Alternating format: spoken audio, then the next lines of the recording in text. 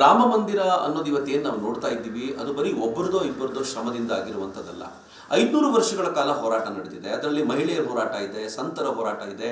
ಇನ್ನು ನಮಗೆ ಬುದ್ಧಿ ಬಂದಾಗಲಿಂದ ನಾವು ಕಾಣ್ತಾ ಇರೋದು ವಿಶ್ವ ಹಿಂದೂ ಪರಿಷತ್ ಲೀಡ್ ತಗೊಂಡು ಮಾಡಿದಂಥ ಹೋರಾಟ. ಇದರಲ್ಲಿ ಅಡ್ವಾಣಿಯವರು ರಥಯಾತ್ರೆ ಮಾಡಿದ್ದಾರೆ. ಇದರಲ್ಲಿ ಇಟ್ಟಿಗೆಯನ್ನು ಸಂಗ್ರಹಿಸುವಂಥ ಪ್ರಯತ್ನ ನಡೆದಿದೆ. ಕೊನೆಗೆ ಕಾರಸೇವಕರು ಅಲ್ಲಿಯವರೆಗೆ ಹೋಗಿ ಅವತ್ತಿನ ದಿನ ಹೋರಾಟ ನಡೆಸಿ ಯಾವುದೊಂದು ಕಟ್ಟಡ ಇತ್ತೋ ಈ ಮಂದಿರದ ಮೇಲೆ ಅದನ್ನು ಉರುಳಿಸಿ ಕೊನೆ ಕಟ್ಟಡದ ಬಗ್ಗೆ ಎಲ್ಲ ತಿಳ್ಕೊಳ್ಳೋ ಪ್ರಯತ್ನ ಮಾಡಿದ್ದಾರೆ. ಕರಸೇವಕರು ಅತ್ಯಂತ ದೊಡ್ಡ ಪ್ರಮಾಣದಲ್ಲಿ, ನೆನ್ಪಿಟ್ಕೊಳ್ಳಿ, ಕರಸೇವಕರು ಹೇಗೆ ಅಂತಂದ್ರೆ 2002ರಲ್ಲಿ ಈ ಗೋಧ್ರಾದಲ್ಲಿ ಟ್ರೈನಿಗೆ ಬೆಂಕಿ ಹಚ್ಚಿದ್ರಲ್ಲ, ಆಗ ಅನೇಕ ಕರಸೇವಕರು ಸುಟ್ಟು ಕರಕಲಾಗೋಗಿದ್ರು. ಮುಸಲ್ಮಾನರು ಆ ಥರ ಅವರ ಜೊತೆ ನಡ್ಕೊಂಡಿದ್ರು. ಇವೆಲ್ಲವೂ ಕೂಡ ಹೋರಾಟದ ಪರಿಣಾಮವಾಗಿ ಇವತ್ತು ರಾಮ ಮಂದಿರ ಆಗ್ತಾ ಇದೆ. ನಮ್ಗೆಲ್ರಿಗೂ ಹೆಮ್ಮೆಯ ಸಂಗತಿ.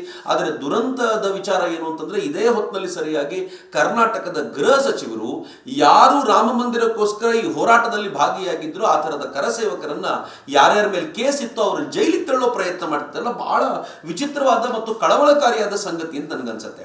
ಇದು ಸಿದ್ದರಾಮಯ್ಯನವರು ಡಿಸೈಡ್ ಮಾಡಿಬಿಟ್ಟಿದ್ದಾರೆ, ನಾವು ಮುಸಲ್ಮಾನರಿಗೋಸ್ಕರ ಅಧಿಕಾರ ನಡೆಸೋದು, ಯಾರು ಮುಸಲ್ಮಾನರ ವಿರುದ್ಧ ಅಥವಾ ರಾಷ್ಟ್ರೀಯದ ಪರಂಪರೆಯ ಪರವಾಗಿ ಯಾರು ನಡ್ಕೊಂಡಿದ್ದಾರೋ ಅವರನ್ನ ಜೈಲಿಗೆ ತಳ್ತೀವಿ ಅಂತ ಏನು ನಿರ್ಧಾರ ಮಾಡಿದ್ದಾರೋ ಅದಕ್ಕೆ ತಕ್ಕಂತೆ ಇದು ನಡೀತಾ ಇದೆ. ಸ್ಕ್ರಿಪ್ಟೆಡ್ ಅಂತ ನನಗನ್ಸುತ್ತೆ.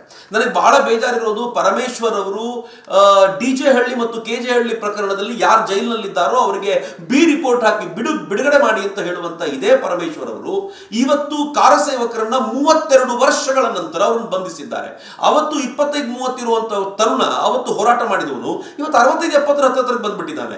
ಅಂಥವನನ್ನ ಕರ್ಕೊಂಡು ಹೋಗಿ ನೀವು ಜೈಲಿಗೆ ಹಾಕ್ತೀವಿ ಅಂತ ಹೇಳಿ ಬೆದರಿಸುವ ತಂತ್ರ ಇದೆಯಲ್ಲ, ಇದು ಕರ್ನಾಟಕದ ದೌರ್ಭಾಗ್ಯ ಅಂತ ನಾನು ಭಾವಿಸ್ತೀನಿ.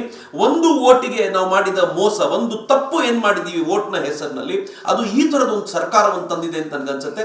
ಬಟ್ ಒಂದೇ ಒಂದು ಹೇಳಬೇಕು ಅಂತಂದ್ರೆ, ರಾಮ ಭಕ್ತರಿಗೆ ಮಾಡಿದ ಅನ್ಯಾಯ, ರಾಮ ಭಕ್ತರಿಗೆ ಮಾಡಿದ ಮೋಸ ಸರಿಯಾದ ರೀತಿಯಲ್ಲಿ ಅದು ತಿರುಗುಬಾಣವಾಗುತ್ತೆ ಅನ್ನೋದನ್ನ ಈ ಸರ್ಕಾರ ಎಚ್ಚರಿಕೆಯಿಂದ ಮನಸ್ಸಿನಲ್ಲಿ ಇಟ್ಕೋಬೇಕು ಅಂತ ಹೇಳಲಿಕ್ಕೆ ಇಚ್ಛೆ ಪಡ್ತೀನಿ.